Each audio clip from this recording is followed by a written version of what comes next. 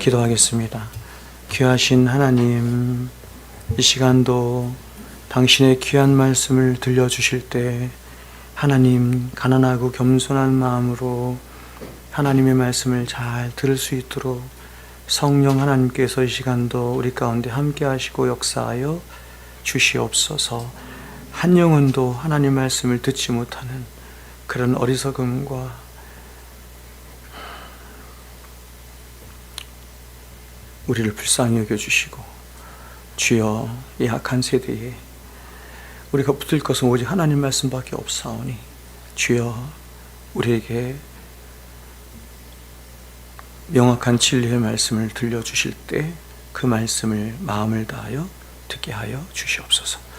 예수님의 이름으로 기도합니다. 아멘.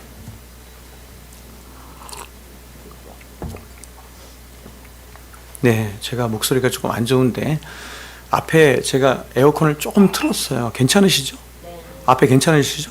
덥지 않으시죠? 춥지 않으시죠? 예. 오늘 우리가 함께 읽은 본문 말씀, 특별히 20절과 21절 말씀을 중심으로 해서 오늘과 다음 주 2주에 걸쳐서 제가 함께 말씀을 나누도록 할 텐데, 오늘 본문을 가지고 단 하나의 소망이라는 제목하에 말씀을 드리고, 다음 주에는 내가 날마다 죽는 것은 이라는 제목으로 같은 본문의 말씀으로 여러분에게 말씀을 증거하도록 하겠습니다. 제가 원래는 주일날 골로새 말씀을 계속 전했는데 제가 함께 참여하고 있는 처치 2.0 그곳에서 이제 목사님들 같이 말씀을 이렇게 나누거든요. 이 본문을 가지고, 지금 우리가 나눈 이 본문을 가지고 함께 나누고, 함께 이렇게 구성도 해보고, 구조도 짜보고, 그래서 그 말씀을 교회에서 함께 전하면서 다시 점검하고, 그러길 원해가지고, 제가 이 말씀을 가지고 여러분 앞에 썼습니다. 아까도 제가 말씀을 드린 것처럼, 저는 오늘날 현대에 있는 교회 안에 있는 성도들에게 어느 때보다 하나님의 말씀이 멀게 느껴지는 때다, 이렇게 생각이 들어요. 말씀이 막 인터넷만 열면, TV만 열면 막 넘쳐나지 않습니까? 넘쳐나는데, 왜곡된 말씀도 너무 많지만, 그러한 말씀이 바르게 선포되는 말씀 자체가 성도들과 굉장히 무관한 것 같은, 혹은 성도들의 삶과는 굉장히 동떨어져 있는 것 같은 그런 생각이 들 때가 제가 굉장히 많습니다. 저 자신에게도 되게 많습니다. 특별히 오늘 우리가 함께 나누는 이 본문의 말씀 같은 이런 사도 바울의 어떤 신앙 고백적인 이런 영성, 그렇죠? 이런 것들이 얼마나 오늘을 살아가는 우리들의 신앙과 또 그 신앙의 영성과 동떨어져 있나 하는 생각이 참 많이 듭니다.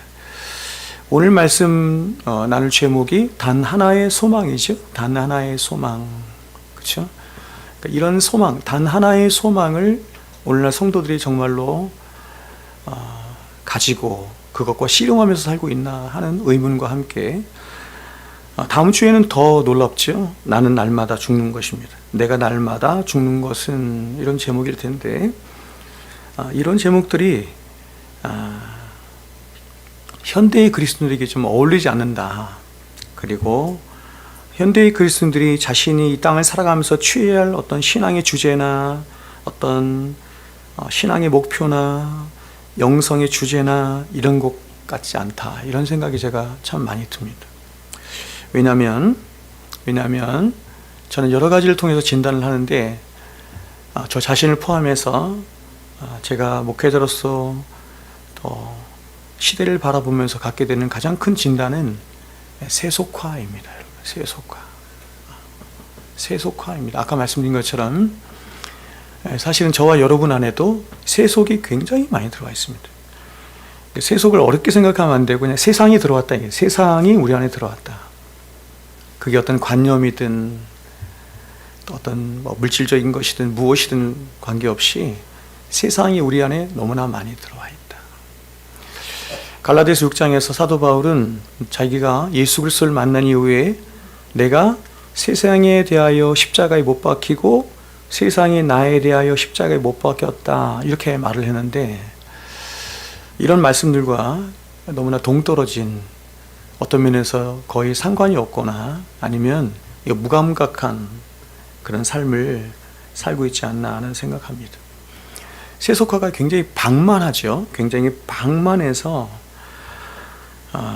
이런 영적인 감각들이 이렇게 상실된 것입니다. 상실돼서 선명한 진리의 말씀 붙들고 씨름하며 그 말씀 앞에 나아가서 울며 회개하며 그렇게 자신의 신앙을 하나님 앞에서 세워나가는 것이 아니라 오히려 잘못된 구원의 거짓된 교리와 그리고 은혜의 교리들을 포로로 삼아서 성경이 말씀하고 싶어하는 그런 그리스도인의 참된 신앙과는 굉장히 먼 그런 신앙생활을 오늘날 교회 안에 있는 많은 사람들, 다른 사람들 말할 것도 없고 저와 여러분이 그렇지 않나 하는 생각을 제가 너무나 많이 합니다. 그래서 우리는 더욱더 정신 차려서 깨어 기도해야 하고, 성경이 말씀하는 진리의 체계와 그 영성의 세계로 날마다 돌아오는 일이 있어야 한다, 이렇게 저는 생각합니다. 여러분들이 앞선 믿음의 사람들, 특히 이제 청교도들이나 이런 분들의 책들, 그들의 신앙의 세계, 이런 걸 보면 사실은 우리는 거의 신앙생활을 하는 것 같지 않죠. 정말 않죠. 여러분, 저와 여러분은 모든 성경과 역사를 통해서 끊임없이 그리고 언제나 동일하게 선포되었던 그 한 가지 선지자적 외침, 동일하게 선포되었던 그 한 가지 선지자적인 외침, 바로 돌이켜 회개하라, 돌이켜 회개하라 하신 절대적인 말씀의 선포를 그 어느 때보다 더 많이 되뇌어야 하는 그런 세속으로 가득한 이 시대에 살고 있다, 이렇게 저는 생각이 들어요. 정직하게 말씀 앞에 서서 우리 자신을 거울처럼 들여다보면 너무나 많은 세속의 때가 우리 안에 있어서 그런 세속의 때로 말미암아 하나님께 가까이 가지 못하게 하고 하나님을 사랑하지 못하게 하며 경건을 잃어버리게 하고 거룩한 삶을 잃어버리도록 하는 일이 있지 않나 하는 생각을 제가 합니다. 어제 토요일 이제 말씀 준비하기 위해서 이제 교회에 아침에 이렇게 오전에 와서 제 서재로 들어가기 전에 이제 예배당에 잠시 앉아서 이렇게 기도를 하는데 마음이 굉장히 울컥하더라고요. 굉장히 울컥하면서 하나님 앞에 회개를 하였습니다. 그리고 하나님 앞에 고백하였습니다. 하나님, 주님께로 돌아가고 싶습니다. 정말 제 간절한 소망이었어요. 너무 이게 제가 안 돼서 제 안에서부터 주님께로 돌아가고 싶습니다. 주님 도와주십시오. 우리 성도들도 주님께로 돌아가게 하여 주십시오. 이렇게 제가 기도를 어저께 하고 말씀을 좀 준비를 하였습니다. 오늘과 다음 주 2주에 걸쳐서 오늘 본문 말씀을 나눌 때 이 말씀에 새겨있는 이 하나님이 우리를 향하신 그 깊은 영성들이 다시 한번 회복되어질 수 있는 그런 시간들이 되면 좋겠다라는 생각을 합니다. 자, 오늘 우리가 함께 읽은 이 본문을 기록한 사람은 우리가 잘 아는 것처럼 사도 바울이죠. 사도 바울. 우리는 성경에 나타난 어떤 믿음의 사람들, 아브라함, 모세 다 좋습니다. 특별히 바울을 생각할 때 우리는 이러한 사람들, 특별히 바울이 마치 우리 주님과 우리 사이 어디쯤에 있는 또 다른 한 특별한 사람처럼 여기는 경향이 있지만 성경은 그렇게 말하지 않죠. 성경은 바울 역시도 저와 여러분과 똑같은 성정을 가진 자다, 이렇게 말을 하죠. 저는 그 찬양 중에서 예수님처럼 바울처럼이라고 하는 찬양을 별로 좋아하지 않습니다. 바울을 예수님과 비교하는 것은 말이 안 되죠, 그죠? 같이 나란히 놓을 수 없죠. 같이 나란히 놓을 수가 없습니다. 사도 바울은 저와 여러분과 똑같은 성정을 가진 자이고 똑같이 죄인이고 똑같이 오직 예수 그리스도의 십자가의 은혜를 입어서 구원받은 가장 전형적인, 하나님의 은혜를 입어서 구원받은 가장 전형적인 사람으로 성경에 등장하는 사람이 바울입니다. 그래서 여러분과 바울을 이렇게 구분짓고 따로 놓는 것은 잘못된 신앙의 태도다, 이렇게 말씀을 드릴 수가 있습니다. 우리가 야고보서 말씀에도 보면 엘리야를 향해서 말할 때 성경은 분명히 이렇게 우리들에게 말합니다. 그는 우리와 성정이 같은 자로 돼. 그렇죠? 성정이 같은 자로 돼. 성경에 나와 있는 믿음의 사람들을 우리와 분리시켜서는 안 됩니다. 그들의 신앙이 바로 우리의 신앙과 똑같은 신앙이 되어야 할 줄로 저는 믿어요. 그렇다면 여러분, 이렇게 십자가의 은혜와 사랑을 알게 된 가장 전형적인 그리스도인 중에 한 사람이라 할 수 있는 사도 바울이 그의 전 인생을 통해서 갖게 된 단 하나의 소망이 무엇일까요?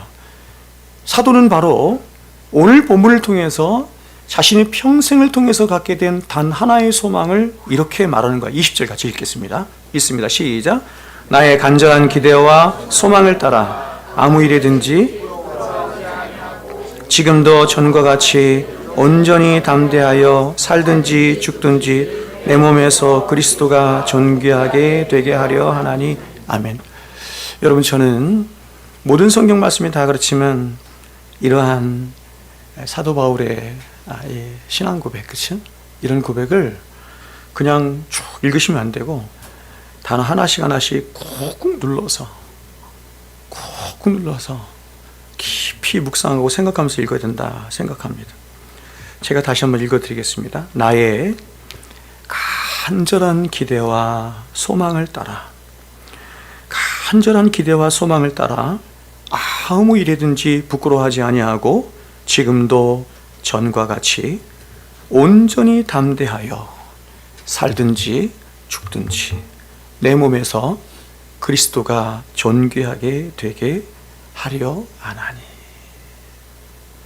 여러분, 오늘 사도가 고백하고 있는 이 신앙 고백은 저와 여러분을 구원하신 우리 구주 예수 그리스도의 저와 여러분을 향한 모든 진실한 성도들을 향한 한 가지 바람일 것입니다. 가장 위대하고 기독교 신앙이 말하고 싶어하는 가장 위대하고 숭엄한 신앙 고백이자 저와 여러분이 이 땅을 살아가면서 반드시입니다. 반드시 경험하고 반드시 고백해야 하며 반드시 누려야 하는 기독교 신앙의 핵심 요체다, 이렇게 저는 말씀을 드리고 싶습니다.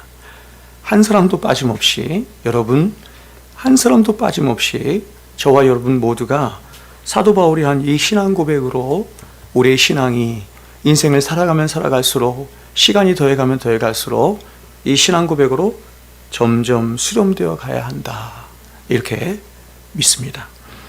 지금 바울은 감옥에서 재판을 기다리고 있는 절체절명의 위기 가운데 있습니다. 그런데 정말 놀라운 것은 이러한 절체절명의 위기 가운데 그가 빌립보 성도를 향해서 계속해서 반복적으로 하고 있는 하나의 말이 있으니 그것이 바로 기쁨입니다. 그래서 여러분, 이 빌립보서를 기쁨의 서신 이렇게 말을 하거든요. 절대로 기뻐할 수 없는 가장 절체절명의, 이제 언제 죽을지 모르는, 그래서 우리가 나중에 나누겠지만 사도 바울이 이렇게 얘기하죠. 내가 삶과 죽음 사이에 끼었으니, 언제 처형을 당할지 모르는 가장 절체절명의 순간에 바울은 기쁨으로 충만해 있는 것입니다. 바울은 이 기쁨이라는 말을 동사나 명사 형태로 대략 13번 이상 언급하면서 반복적으로 빌립보 성도들 향해서 명령하며 말합니다. 항상 기뻐하라. 내가 다시 말하노니 항상 기뻐하라. 더 나아가서 바울은 이런 절체절명의 위기 속에서도 주님에 대해서, 그리고 진리에 대해서 말하는 것을 전혀 주저하거나 머뭇거리거나 부끄러워하지 않고 있습니다. 아니, 오히려 그는 이러한 절체절명의 위기 속에서 말하기를 이렇게 말하는 것입니다. 자신은 지금도 전과 같이 온전히 담대하여 살든지 죽든지 내 몸에서 그리스도가 존귀하게 되기를 원한다. 이렇게 말하는 것입니다. 여기서 먼저 우리가 생각해 봐야 할 말이 지금도 전과 같이라는 말입니다. 지금도 전과 같이입니다.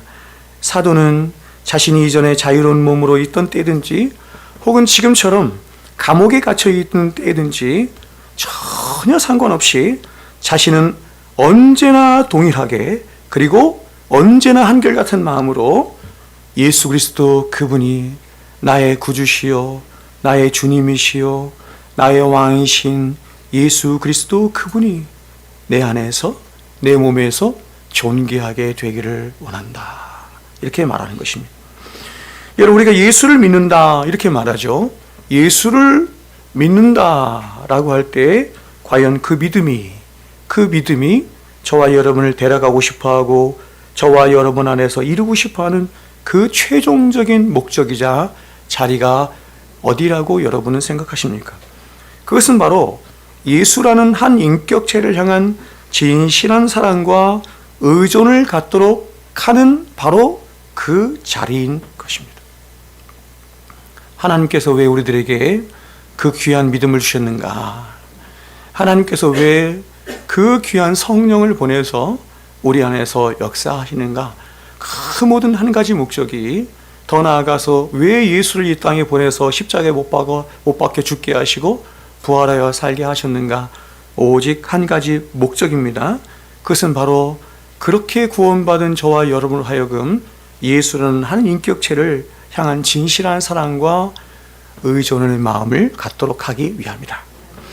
그럼 오늘 기독교 신앙은 저와 여러분을 하여금 예수라는 한 인격을 믿어서 구원을 얻도록 하는 데만 그 목적을 두는 것이 절대로 아니고 그 예수를 향한 가장 진실하고 참된 사랑을 갖도록 하는데 그 궁극적인 목적이 있다.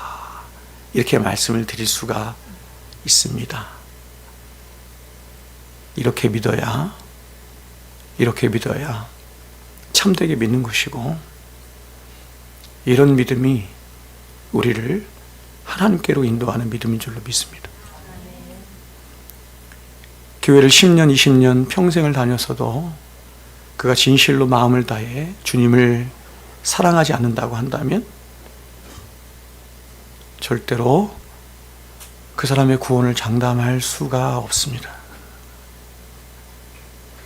어떤 청교도가 얘기했던 것처럼 천국에 들어가면 수많은 성도들이 있을 거 아니에요? 그렇죠?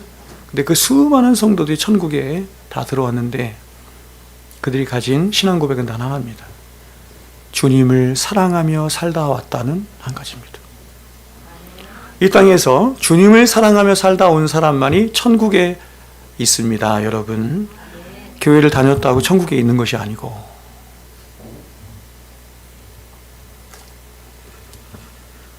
그러면 여러분, 우리가 구원자라고 믿는 예수를 우리가 진정으로 믿어서 그분을 사랑하게 되면 과연 우리 안에 어떤 일이 일어나게 될까요? 바로 우리가 사랑하게 된 예수에게 우리의 모든 시선과 마음과 중심이 집중하게 되는 일이 있는 것입니다. 그래서 우리가 예수를 믿고 그분을 사랑하게 되면 이제 우리의 모든 중심성이 우리 자신으로부터, 우리는 태어남서부터 우리의 중심성이 우리 자신을 향하여 있는데 그 예수를 믿는 순간 그 중심성이 그 무게중심이 옮겨지게 되는 것입니다. 바로 예수 그리스도께로 옮겨져서 평생에 걸쳐서 그 예수께로 점점 한 걸음씩 나아가게 되는 것입니다. 이것을 성도의 성화 이렇게 말합니다.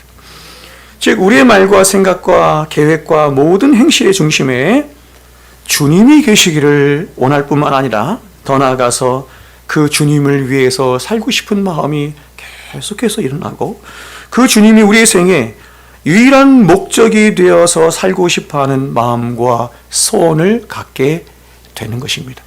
이런 사람을 그리스도인 이렇게 말하는 것입니다. 여러분의 신앙생활은 몇 년이 되셨습니까? 여러분의 신앙의 연조가 몇 년이 되셨습니까? 그 신앙의 연조만큼 여러분은 그리스도께로 가까이 갔습니까? 그분을 닮아가는 자로 그렇게 성화되어 가고 있습니까? 더욱더 그분을 사랑하고 그분을 의존하는 마음으로 그분께 가까이 가고 있습니까? 하나님이 저와 여러분으로 하여금 인생을 살도록 하신 목적과 이유가 여기 있는 것이죠. 저와 여러분의 인생의 최고의 목적이 바로 예수 그리스도 그분께 더 가까이 가는 것에 있다.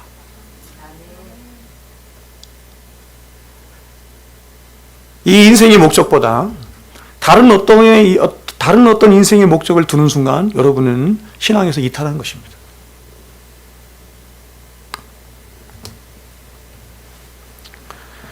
자, 그런데 보십시오. 지금 이렇게 겉으로 드러난 이 사도 바울의 고백도 너무나 귀하지만 이 사도 바울의 고백 속에 감추어진 이 바울의 중심은 정말 귀하다.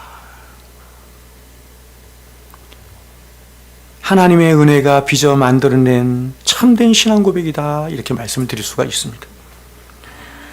자, 여러분, 우리가 20절 말씀을, 그래서 아까 제가 19절 말씀을 읽을 때도 여러분에게 그랬지만 이런 말씀들을 그냥 이렇게 쓱 지나가듯이 읽으면 안 되고 20절 말씀 그냥 쓱 하고 읽으면 이 바울의 중심성이 잘 드러나지 않지만 이 본문에 등장하는 동사들을 보면 이 동사들 안에 기독교가 말하고 싶어하는 정말 핵심적인 교훈이 이 동사들 안에 들어있습니다. 그것이 뭐냐면 20절 중반절에 나와 있는 것인데 두 가지인데 하나는 부끄러워하지 아니하고와 하반절에 나와 있는 존귀하게 되려 하나니입니다. 여러분 지금 20절 말씀은 두 개의 문장이 하나로 되어 있는 복문 형태의 문장입니다. 복문 아시죠? 여기서 바울은 자신이 두 가지를 소망함을 말하고 있습니다. 첫째는 자신이 어떠한 일이든지 복음을 부끄러워하지 않기를 소망한다. 로마서 1장 16절에서 이렇게 얘기했죠. 내가 복음을 부끄러워하지 아니하노니 이중부정이죠. 고건법이라고 하는데 나는 이상 그 어떤 것보다도 나는 복음을 가장 기뻐하고 자랑스러워한다. 이런 말이죠. 이게 다르게 표현한 거죠. 두 번째는 뭐냐면 자신이 사나 죽으나 예수 그리스도가 자신의 몸에서 존귀하게 되기를 소망한다 하는 것입니다. 자, 그런데 여러분 여기서 정말 놀라운 것은 바울이 자신이 바라고 소원하는 이 두 가지 소원을 보십시오. 어떻게 고백하고 있냐면 수동태로 고백하고 있습니다. 그러니까 이게 지금 우리나라 이 성경에도 우리말 성경에도 개혁 성경이나 개혁개정 성경을 이렇게 봐도 수동태적으로 나타난 것이 어느 정도 보이지만 원문을 보면 이게 훨씬 더 정확하게 드러납니다. 부끄럽지 않기를 이게 히라보로 아이스킨데 소마이입니다. 아이스킨데 소마이인데 이게 영어로 하면 이렇습니다. I shall be ashamed 이렇습니다. 또 존귀하게 되어라고 하는 것은 메갈킨데 세타에 이런데 이것도 영어로 말하면 이렇게 됩니다. I shall be 어떤 영어 성경에서는 exalted 이렇게 있고 어떤 성경에서는 magnified 이렇게 되어 있습니다. 같습니다. 괜찮습니다. 그러니까 바울은 헬라어 성경에서 보통 뒤에가 그 전미사가 my, tai, sai 이런 게 붙으면 이게 수동태거든요. 그러니까 바울은 사실상 여기서 내가 하나님이 원하시는 복음과 진리를 세상이 주는 어떤 협박이나 위협이나 고난 때문에 부끄러워하지 않기를 나는 굳게 결심한다 혹은 소원한다 이렇게 말하는 게 아니에요. 이렇게 말하는 것이 아닙니다. 또 사도는 나는 살든지 죽든지 예수가 내 몸에서 존귀하게 되기를 위하여 나는 결심하고 또한 결심한다 라고 하며 그렇게 자신이 복음의 어떤 영웅이 된 것처럼 그렇게 말하는 것도 아니에요. 지금 이 말 속에는 지극히 겸손한 바울의 태도가 있는 것입니다.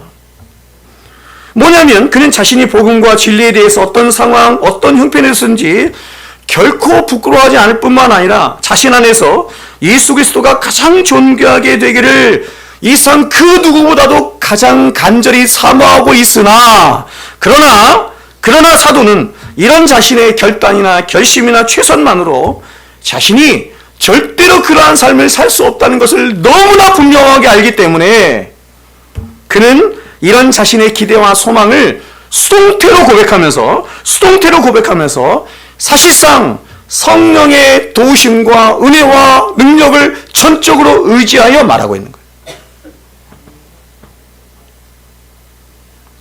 그래서 19절에 보면 덧붙여서 이렇게 말하는 거예요. 19절 보세요. 이것이 너희의 간구와 예수 그리스도의 성령의 도우심으로 나를 구원에 이르게 할 줄을 아는 거로. 여러분, 저는 오늘날 교회 안에서 성도들이 이러한 영성을 얼마나 많이 잃어버렸나 하는 생각을 합니다.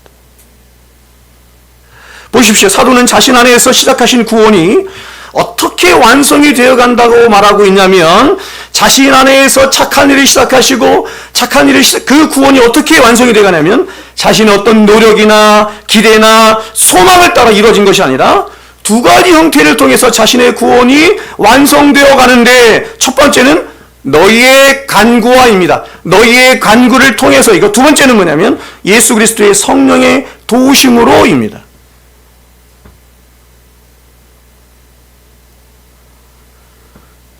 참 여러분 이게 기독교입니다.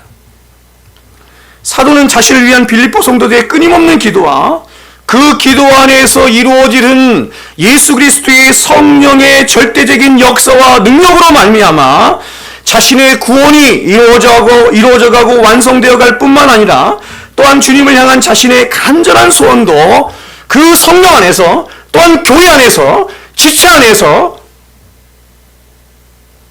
이루어져 간다 라고 어떻게 해요? 수동태로 고백하는 거예요.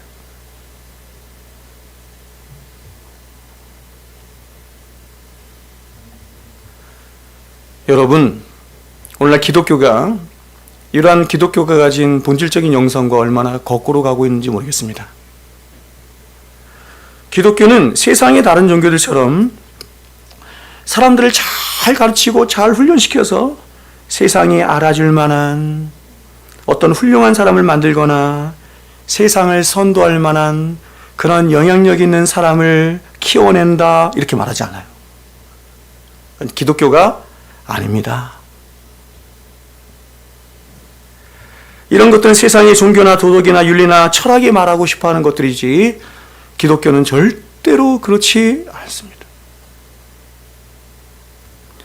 그건 뭐냐면 기독교가 말하고 싶어하는 성도의 신앙은 바로 자신의 죄인된 실체를 하나님 앞에서 바로 보고 깨닫는 것으로부터 시작이 되게 할 뿐만 아니라 더 나아가서 그러한 자신의 실체에 대한 자각이 끊임없이 예수를 바라보는 순간순간마다 더 깊어지는 거예요. 그것이 기독교 신앙이 가지고 있는 가장 1차적인 목적이에요. 2년 동안, 3년 동안 제자 훈련을 열심히 시켜서 사람들을 제가 대학 다닐 때 그런 책이 있었습니다. 제가 있던 선교단체에서 훈련으로 되는 제자. 여러분, 사람이 훈련으로 주님의 제자가 됩니까?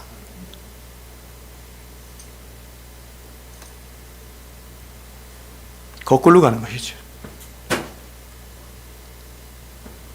이렇게 자신의 진짜 실체를 바로 보게 된 성도는 절대로 자신이 남에게 어떤 선한 영향력을 끼칠 수 있다거나 혹은 남을 선도하고 가르칠 수 있는 존재라고 절대로 여기지 않을 뿐만 아니라 오히려 자신 안에 있는 죄로 말미암은 심령의 가난함과 애통함으로 인해서 교회와 다른 사람들 중에서 아무것도 주장할 수 없는 마음을 갖게 돼요. 심령의 상태. 그걸 뭐라 그래요? 온유함입니다. 그게. 그래서 팔복이 그렇게 시작되는 거죠. 심령이 가난한 자가 첫 번째고 애통하는 자가 두 번째고 가난한 자와 애통함의 마음을 가진 그 결과로서 교회와 성도들을 향해서 갖는 세 번째 마음의 상태가 온유한 것입니다. 그래서 이렇게 온유한 마음을 갖게 되자 어떻게 되냐면 자신을 함부로 주장하지 않고 오히려 빌립보서 2장에서 말하는 것처럼 다른 사람을 나보다 낮게 여기는 일이 있게 되죠. 나보다 다른 사람을 낮게 여기며 또 다른 사람의 종이 되어 우리 주님처럼 다른 사람의 종이 되어 다른 사람들을 섬기며 영혼을 섬기며 살고 싶은 마음을 갖게 되는 것이죠. 자, 여러분, 우리가 사는 이 세상은 힘이 지배하고 힘이 왕노릇하며 그 힘이 말하고 싶어하는 인간의 의를 최고의 가치로 여기는 세상이 우리가 사는 이 세상입니다. 그런데 이런 세상에 하나님의 아들이신 예수가 오셨는데 어떻게 오셨냐면, 어떻게 오시고 사셨냐면 자신을 한없이 낮추셨습니다. 얼마나 낮추는지 그 예수를 아무도 알아볼 수가 없어요. 낮추시고 또 낮추시고 또 낮추셔서 베들레헴 가장 작은 곳으로 오셨을 뿐만 아니라 이 땅을 사시는 동안 제자들의 발을 씻기시고 사람들의 종이 되셨으며 결국에 십자가에서 물과 피를 다 쏟으셔서 자신을 다 내어주시는 삶을 사셨습니다. 그래서 힘을 숭배하며 자신들의 의를 최고의 가치로 여기는 이 세상은 이렇게 힘없이 죽어버린 예수를 실패한 자라 낙인 찍으며 그 십자가에서 다 돌아서 버렸어요. 다 돌아서 버렸지만 그러나 예수님은 너무 놀랍게도 오히려 그 십자가에서 뭐라고 말씀하셨냐면 내가 다 이루었다.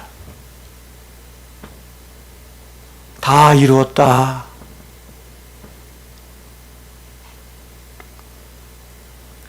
예수님이 이 땅에 사람의 몸을 입고 오시고 사시고 낮아지시고 고난당하시고 십자가에 죽으시는 삶을 보면서 사람들은 저 실패한 자 이렇게 말했는데 예수님은 그렇게 사신 자신의 모든 삶을 다 사신 후에 내가 다 이뤘다. 이게 기독교죠.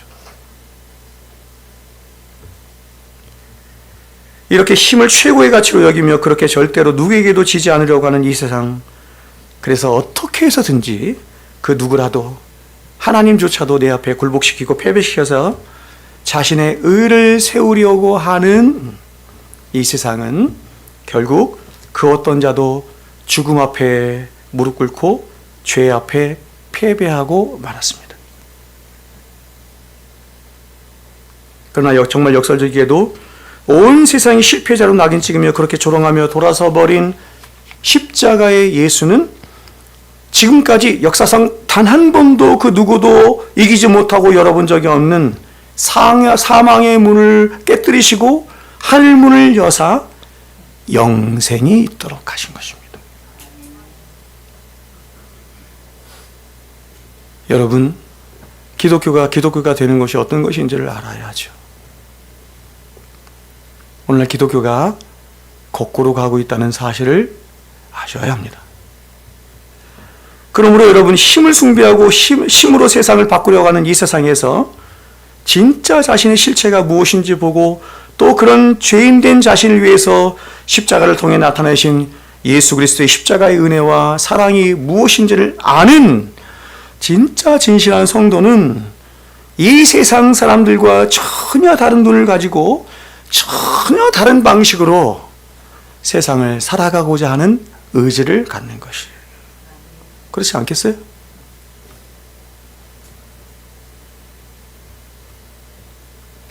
기독교 역사상 가장 타락했던 데를 중세 기독교 이렇게 말을 해요. 중세 기독교의 특징이 뭐냐면 왕권보다 교황권이 더 강해. 카노사에 굴려가시죠. 오늘날 교회는 정치권에서도 경제인들도 그 누구도 함부로 하지 못할 만큼 힘이 있고 권력이 있는 세력이 되었습니다. 중세 기독교가 그랬던 것처럼 기독교가 힘을 발휘하려고 할 때 기독교는 여지없이 타락한 때다라고 하는 것을 아셔야 합니다.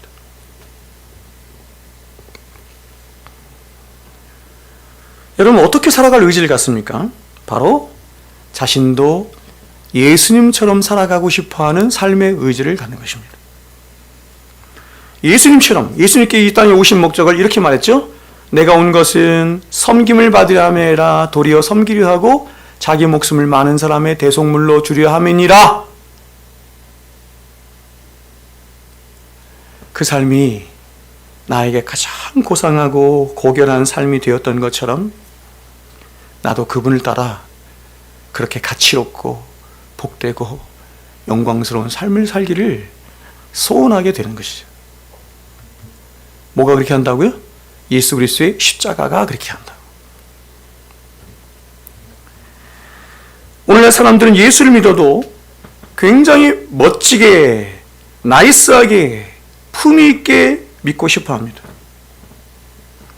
그리고 말하기를 교회가 세상을 바꾸고 세상에 영향력을 행사할 수 있기 위해서는 실력 있는 좋은 리더를 키워내야 한다, 이렇게 말합니다.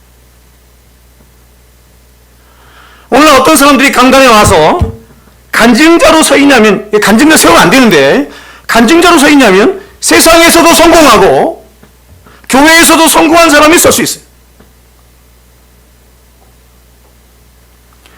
그러나 여러분, 기독교는 절대로 그런 식으로 세상을 섬기지 않습니다. 우리가 세상이 알아줄 만한 어떤 실력 있고 위대한 사람이 되어야만 세상을 섬길 수 있다. 그건 기독교가 말하는 복음이 아니에요. 저와 여러분이 세상의 물질과 힘을 가지고 보란듯이 세상으로부터 존경과 인정을 받으며 세상의 어떤 힘과 영향력을 발휘해야만 하나님이 영광을 받으신다. 이걸 뭐라 그래요? 이런 생각을 뭐라 그래요? 고지론이라고 합니다. 고지론.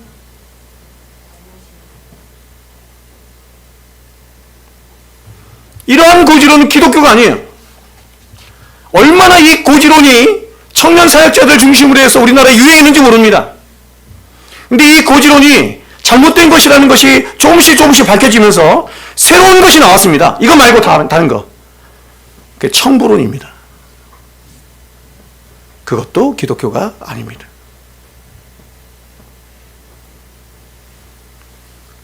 이러한 고지론은 아주 교묘한 방식으로 기독교 복음을 왜곡시킨 또 다른 세속의 한 전형일 뿐입니다.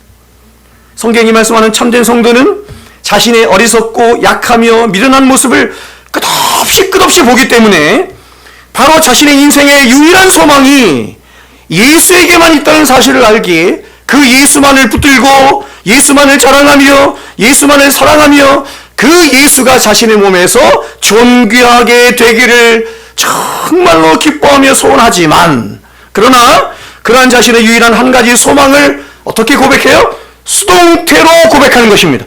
수동태로 고백하면서 마치 자신은 성령의 도우심과 또한 성도들 안에 있는 그 연합과 기도가 없이는 아무것도 아닌 자인 것처럼 그렇게 평생을 은혜에 비친 자로, 은혜가 왕노릇 찾는 자로 살아가는 자를 그리스도인, 이렇게 말하는 거예요.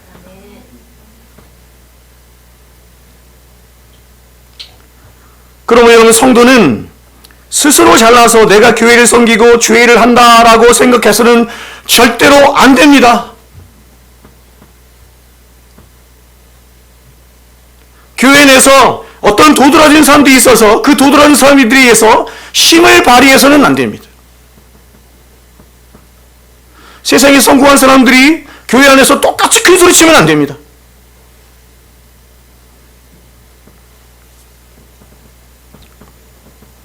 성도는 또한 자신이 무엇인가 남에게 베풀 수 있으며 남을 지도하고 가르칠 수 있다고 생각해서도 안 돼요.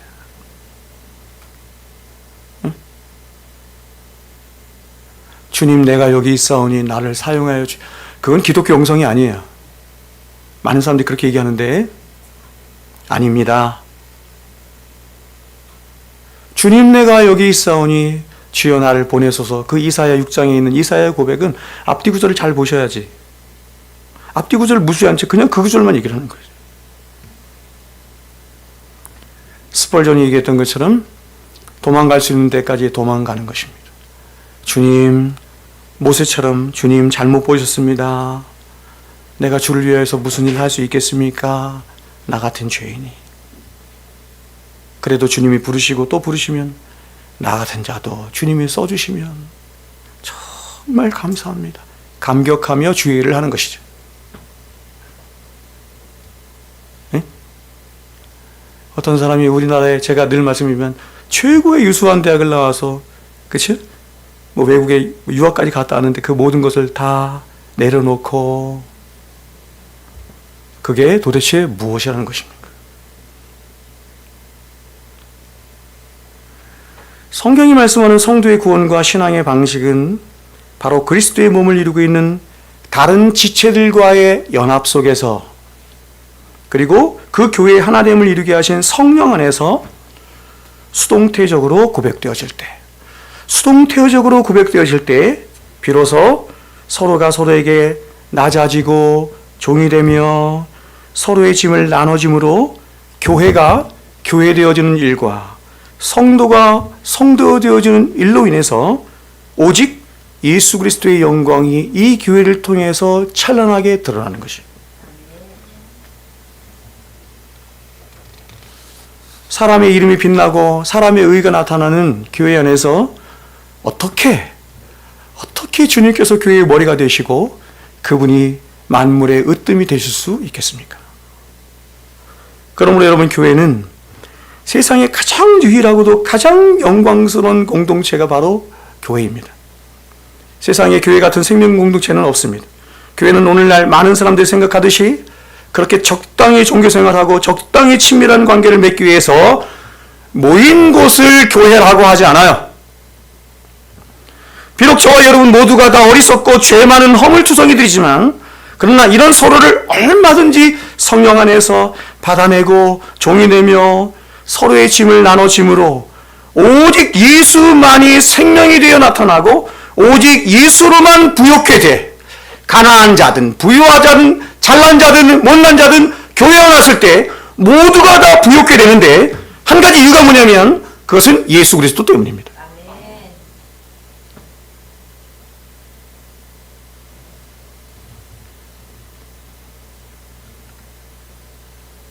주님이 교회의 머리가 되셔서 주님이 다스리시는 교회죠. 그 주님의 주님 되심이 가장 찬란하게 나타나는 것이죠. 그게 교회의 아름다움입니다. 바라기는 여러분, 우리 사랑샘 교회가 바로 이렇게 누구 하나 도드라지는 것 없이, 제가 도드라지는 것이 없다라고 하는 것은 어떤 누구 하나가, 목사라도 그렇죠? 누구 하나가 교회를 좌지우지하거나 함부로 주장하거나 이런 것이 아니라 오직 예수 생명 안에 서로가 서로에게 얼마든지 종이 되고 지체가 되며 한 몸이 되어가므로 오직 하나님의 영광으로 충만해져 가고 오직 예수 그리스도만 으뜸이 되어가며 오직 예수로만 부욕해야 되는 그런 예수 생명체가 되기를, 생명 공동체가 되기를 주의 이름으로 부탁을 드리고 축원드립니다. 이렇게 우리의 유일한 소망이신 예수를 따라 우리도 사나 죽으나 우리 안에서 예수 그리스도가 존귀케 되기를 소망하고 바라는 일이 있자, 이런 우리 안에 어떤 일이 있는지 한번 보십시오. 21절 한번 읽습니다. 같이 읽습니다. 시작. 이는 내게 사는 것이. 23절도 한번 읽습니다. 시작. 내가 그들 사이에 깨었으니 차라리 세상을 떠나서 그리스도와 함께 있는 것이 훨씬 더 좋은 일이라 그렇게 하고 싶으나. 아멘. 이 세상을 살아가는 모든 사람들이 하나같이 좋아하고 바라고 생각하고 관심 있어 하는 것은 다 사는 것에만 있습니다. 어떻게 살까? 어떻게 하면 잘 살까? 어떻게 하면 행복하게 살까? 어떻게 하면 부유하게 살까? 어떻게 하면 사람들에게 존경받으며 살까? 어떻게 하면 성공하며 살까? 그런데 여러분, 이런 우리가 예수를 만나고 그 예수를 따라가다 보니까 눈이 열리는 것입니다. 눈이 열리는데 어떤 눈이 열리냐면 이런 눈이 열린 거죠. 죽는 것도 좋다. 죽는 것도 좋을 뿐만 아니라 그리스도와 함께하는 그 죽음을 나는 사실상 사는 것보다 더 사모한다. 그리스도인들 중에 죽음을 사모하는 사람들이 많이 있어요. 이유를 보면 두 가지인데, 첫 번째 이유는 이것입니다. 사는 게 너무 힘들어. 이 세상 너무 고달프고 너무너무 힘들어. 빨리 육체를 벗어나고 세상을 벗어나고 싶은 거죠. 그리고 죄와 고군분투하며 사는 게 너무 힘든 거예요. 이거는 아주 소극적인 이유입니다. 다 벗어나게 하실 거예요. 소극적입니다. 적극적인 이유는, 저와 여러분의 더 적극적인 이유가 되어야 할 것은 저와 여러분이 사랑하는, 그토록 사모하는 주님을 만나게 하는 문이 죽음이기 때문에 그렇습니다. 그래서 어떤 사람이 죽음을 정말 여러분 기쁨 가운데 찬란하게 그렇게 이렇게 그 죽음을 맞이할 수 있냐면 평생에 걸쳐서 주님을 사랑한 사람이에요. 주님을 사랑한 사람. 주님 우리 신랑이라고 하죠? 그렇죠? 그렇다면 여러분 어떻게 해서 이런 눈이 열렸냐? 그것은 주님을 계속해서 보고 따라가다 보니까 주님 안에 뭐가 있는 것을 본 거예요. 이 디모데후서 1장 2절에서 이렇게, 그 1장에서 이렇게 말하는데 1장 10절에서 이제는 우리 구주 예수 그리스도의 나타나심으로 말미암아 나타났으니 그는 사망을 패하시고 복음으로써 생명과 썩지 아니할 것을 드러내신지라. 예수님을 자꾸 보고 따라가면서 그 예수님 안에 썩지 아니함과 생명을 드러내신 부활의 영광이 보기 시작한 것입니다. 부활의 영광이 보이자 이제 이러한 성도는 죽는 것도 유익할 뿐만 아니라 그 부활의 영광에 참여하고 싶음으로 나는 죽음을 사모한다, 이렇게 되는 거죠.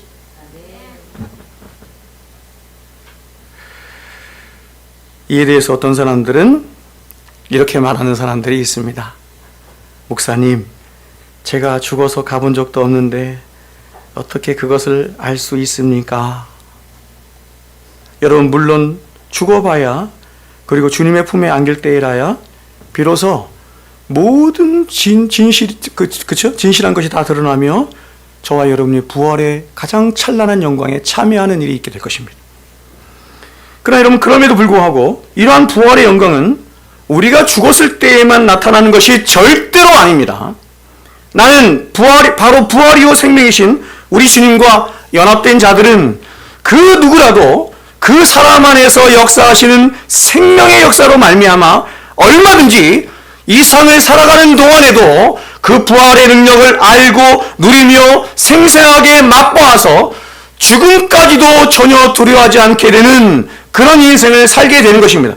여러분, 이것을 교리적인 용어로 뭐라고 하냐면 성령의 보증, 이렇게 말해요. 성령의 보증. 성령께서 우리 안에서 역사하시는데 어떻게 역사하시느냐? 보증으로 역사하신다. 이 성령의 보증에 대해서 성경은 이렇게 말씀해요. 에베소 1장에 그 안에서 너희도 진리의 말씀 곧 너희의 구원의 복음을 듣고 그 안에서 또한 믿어 약속의 성령으로 인치심을 받았으니 이는 우리 기업의 보증이 되사, 그렇죠? 이는 우리 기업의 보증이 되사, 하나님께서 우리에게 기업을 주시는데 그 기업의 보증을 성령께서 하신다. 그 얻으신 것을 성령하시고 그의 영광을 찬송하게 하려 하십니다. 왜 보증하게 하시느냐? 그 얻은 것을 성령하실 뿐만 아니라 그 영광을 찬송하도록 하기 위해서 성령께서 우리 안에서 보증하신다. 우리가 예수를 믿는다는 것은 이제 예수 그리스도의 부활에 참여하게 되는 실로 엄청난 영광과 함께 하나님의 자녀로서 갖게 되는 모든 기업을 함께 상속받게 됨을 의미하는 것입니다. 이것을 에베소 1장에서 하늘의 모든 신령한 복, 이랬습니다. 하늘의 모든 신령한 복은 예수 그리스도, 오직 독생자이신 예수 그리스도만 받는 것인데 그것을 예수 그리스도와 연합된 저와 여러분에게도 그 기업의 복을 허락하셨다. 그런데 성령은 이 모든 기업에 대한 약속의 보증으로 성령을 통해서 알게 하신다. 보증이 뭡니까? 보증은 전부가 아닙니다. 보증서 아시죠? 보증서. 보증은 일부를 말하는 것입니다. 전체가 완전히 주어지기 전에 그 전체의 약속에 대한 확실함을 위해서 아주 일부를 주는 것입니다. 일부를 미리 주거나 혹은 일부를 미리 맛보게 해서 완전한 성취가 있음을 확신하라고 주신 것이 보증입니다. 이거 어디 가면 잘 알 수 있냐면 이마트, 코스트코 가면 알아요. 그죠? 뭐해요? 맛보기 하잖아요. 맛보기. 드셔보세요. 찍어보고. 정말 맛있구나. 이거 정말 사야 되겠네. 결심하죠? 사야 되겠네.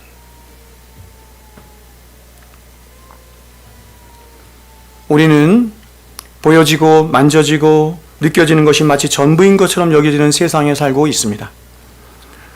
그래서 이러한 세상이 때로는 저와 여러분이 이 세상을 믿음으로 살아가도록 하는데 큰 어려움을 갖도록 합니다. 왜냐하면 믿음은 보여지거나 만져지는 것들에 관한 것이 아니기 때문에 그렇습니다.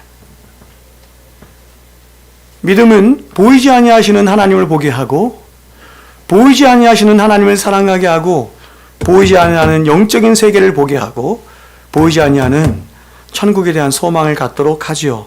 뭐가요? 믿음이. 그래서 이 믿음이 약해질 때 우리는 때로 믿음으로 사는 것이 때로는 허황되게 느껴질 때도 있고, 안 만져지니까 어리석게 느껴질 때도 있습니다. 아, 내가 이렇게 믿음으로 살다가 세상 사람들 너무 뒤쳐져서 잘못하면 쪽박차겠구나. 그런데 이런 우리 안에 성령께서 들어와 사시면 어떤 일이 있냐면, 바로 우리 안에 계신 성령께서 보증으로 역사하사 우리의 눈과 우리의 귀와 우리의 마음을 열어서 세상이 볼 수 없는 것들을 보게 하시고, 세상이 깨달을 수 없는 것들을 깨닫게 하시며, 세상이 누릴 수 없는 것들을 누리게 하시는 거예요. 여러분, 뭔가를 봤으니까, 뭔가를 경험했으니까, 뭔가를 여러분, 그쵸? 누군가를 만났으니까 이렇게 앉아있는 거 아니에요? 왜 세상 사람들 다 잠자고 있는 이 시간에 와가지고, 더 나아가서 왜 그분을 예배하며 왜 그분을 위해서 살고 싶은 마음을 가져요? 아니, 왜 어떤 사람들은 그분을 위해서 목숨까지도 바치네? 봤으니까 그럴 거 아니에요. 그걸 누가 하신다고요? 성령께서 하신다. 사람은 아주 약해서 자신이 보고 만지고 경험한 것 안에서만 결정하고 살아요. 그렇죠? 세상 사람들은 하나님을 보지 못했기 때문에, 영원한 세계에 대한 눈이 열려지지 않았기 때문에 세상의 전부라고 생각하고 그렇게 사는 거예요. 근데 우리는 그렇지 않죠? 세상 사람들이 볼 수 없는 걸 본 겁니다. 세상 사람들이 볼 수 없는 영원한 세계를 봤죠. 그렇지 않아요?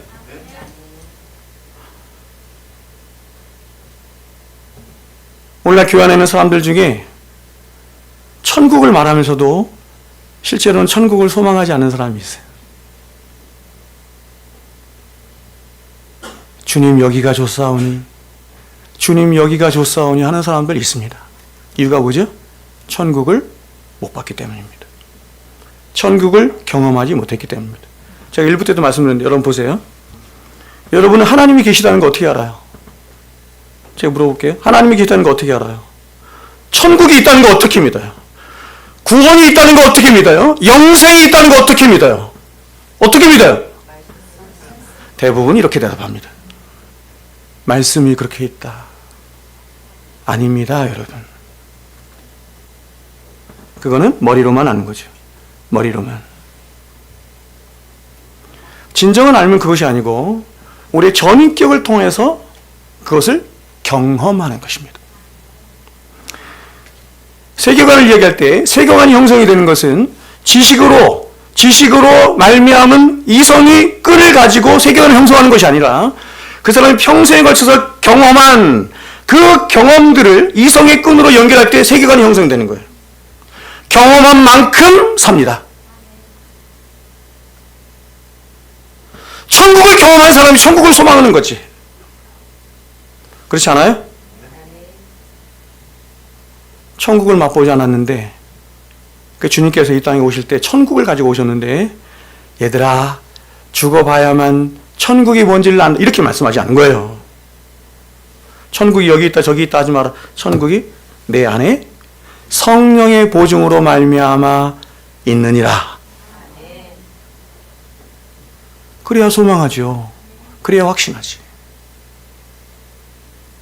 그 사람들이 믿음이 있다고 하면서, 말씀을 들었다고 하면서 정말 믿음이 있는 삶을, 천국을 바라는 삶을 살지 못하는 이유가 경험 세계 안에서 경험이 안 돼서. 제가 그토록 여러분에게 말씀을 강조하고 기도를 강조하는 이유가 여기 있습니다. 왜냐하면 하나님이 여러분 안에서 경험되어지고 천국이 경험되어지고 영원한 세계가 경험되어지는 것은 두 가지인데 말씀과 기도를 통해서밖에 안 돼요.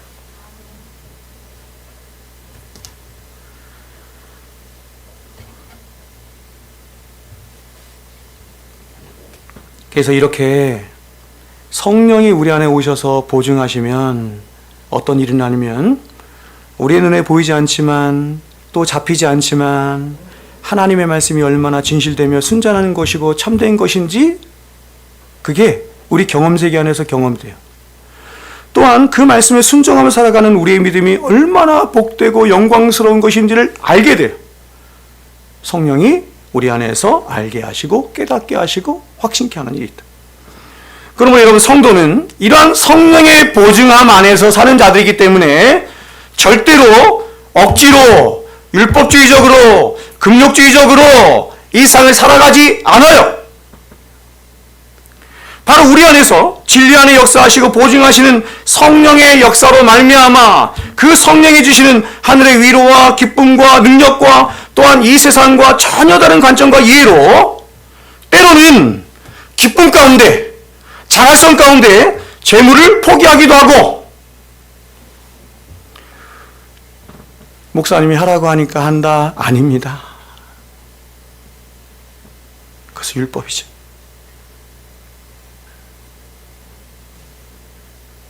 은혜가 있는 자들은 그렇게 안 하죠.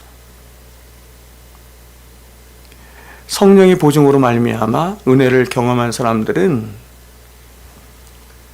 기쁨으로 자발성을 해서 얼마든지 자신을 낮추고, 때로는 재물을 포기하기도 하고, 때로는 다른 사람들의 종이 되는 것을 기뻐하고, 때로는 고난을 선택하는 거예요.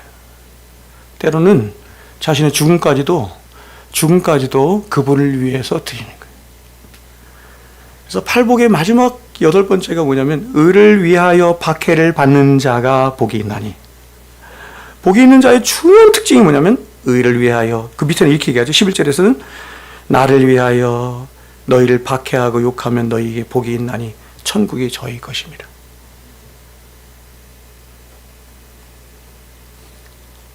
예수를 위하여 내 삶을 드릴 뿐만 아니라 예수를 위하여 고난받는 것을 전혀 두려워하지 않아요.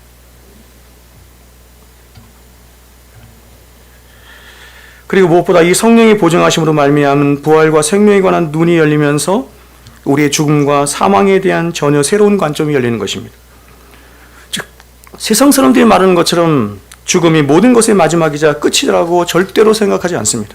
바로 죽음은 이제 눈물과 고통과 질고와 슬픔으로 가득한 이 죄 많은 세상을 떠나서 눈물도 없고 슬픔도 없고 아픔도 없고 고통도 없는, 그 죄와의 힘겨운 싸움이 없는, 무엇보다 우리가 그토록 사모하고 사랑하는 예수 그리스도, 그분과의 완전한 연합을 이루도록 하는 문이 죽음이라는 것을 알기에 죽음을 사모하지.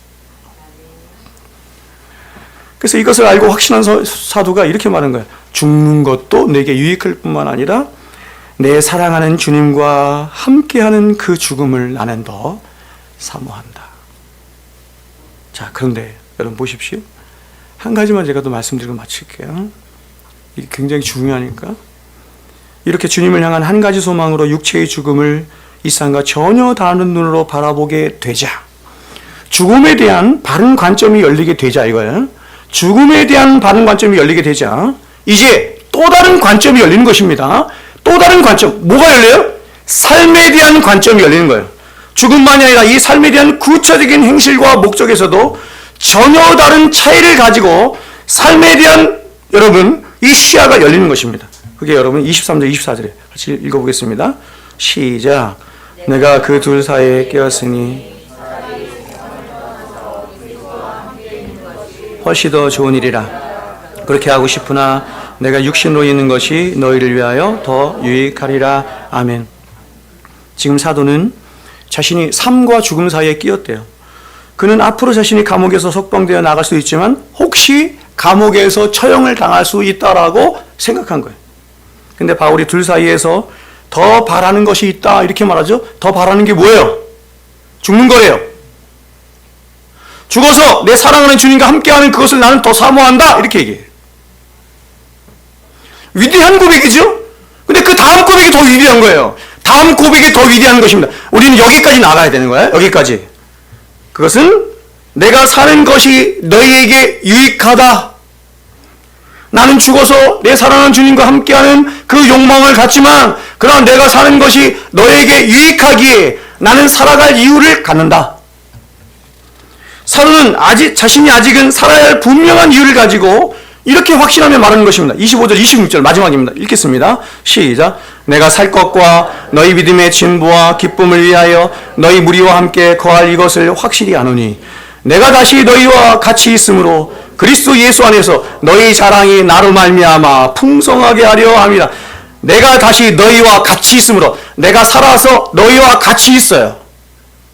그런 나타난 결과가 뭐냐면 그리스도 예수 안에서 너희의 자랑이 나로 말미암아 더욱더 풍성해지는 거예요.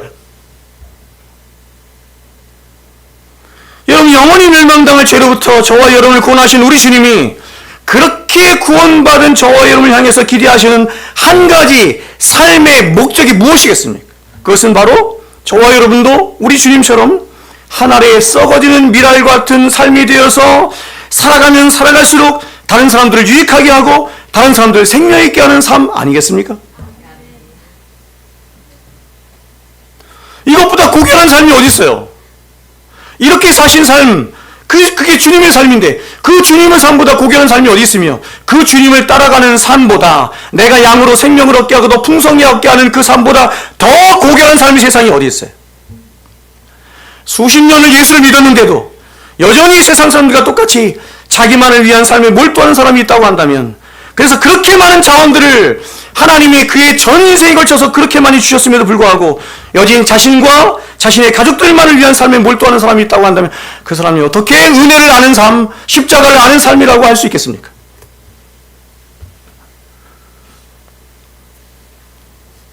이러한 삶은 아무리 살아봐야 아무런 가치도 없는 공허하기 그지없고 오히려 하나님을 욕되게 하는 삶인 것입니다. 아까 김선아 집사님이 찬양 때 그 얘기했잖아요. 그 회사에서 뭐였다 그랬죠? 세미나? 했는데 하나님의 섭리를 싫다. 세상 사람은 왜 하나님 섭리를 싫어요? 이유가 뭐예요? 하나님의 절대 주권을 부정하는 거예요. 아니 내가 세상에서 왕이고 내가 왕 노릇하고 싶은데 무슨 내 인생을 누가 주장해? 이 세상을 누가 주장해? 이 세상의 주인은 난데 내가 왕인데. 그러나 우리는 눈이 열려서 하나님이 누구이신지 어떤 분이신지 하나님이 나를 위해서 행하신 일이 어떤 일인지 알면 우리는 너무나 기쁨으로 영광스럽게 너무나 자발적으로 그분이 나의 왕이 된 것을 기뻐하고 그래서 그 왕이신 하나님께 나를 복종하고 그분의 뜻을 따라 살아가는 것을 나의 삶의 최고의 영광으로 여기며 나의 평생에 걸쳐서 나를 소개할 때마다 사도 바울처럼 이렇게 소개하는 것을 영광으로 알죠. 예수 그리스도의 종된 나 바울은 예수 그리스도의 종된 나 병수는 최고의 영광스러운 것을 알죠. 세상 사람들 그걸 모르니까 섭리 싫은 거예요. 섭리 싫은 거. 말씀 맺겠습니다. 여러분의 평생의 가장 큰 소원이 무엇입니까? 여러분도 오늘 사도가 고백하고 있는 것처럼 예수 그리스도 그분이 여러분 안에서 존귀케 되는 그것이 바로 여러분의 그 한 가지 소망이 되고 있습니까? 그래서 이제 여러분이 원하고 계획하는 그 어떤 삶이 아닌 주님이 여러분을 띠띠우시고 주님이 원하시는 대로 주님의 선하시고 기뻐하신 뜻대로 데려가시고자 하는 그 삶, 바로 주님이 먼저가 걸어가신 그 길에 함께 동참하는 삶이야말로 최고의 영광스럽고 복된 삶이라고 믿습니까?